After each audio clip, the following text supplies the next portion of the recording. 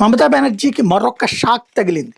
ఏదైతే తనకి సంబంధించి వాళ్ళ పార్టీకి సంబంధించినటువంటి నాయకుడిని అంటే ఈమె చెప్పినటువంటి వాళ్ళని కాకుండా ఇప్పుడు రితబ్రత బెనర్జీని ఆల్రెడీ 58 మందితో అతను పార్టీ చీల్చినటువంటి నేపథ్యంలో అతన్ని ప్రతిపక్ష నాయకుడిగా గుర్తించేశారు ఆల్రెడీ స్పీకర్.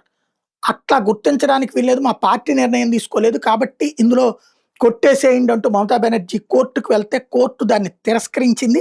టీఎంసీ తిరుగుబాటు నేత రితబ్రత్ బెనర్జీని స్పీకర్గా గుర్తించడం అన్నటువంటి దాన్ని హైకోర్టు సమర్థించింది. దెన్ ఇప్పుడు ఏం జరుగుతుంది? ఇప్పుడు మమతా బెనర్జీకి అసలు కష్టం వస్తుంది.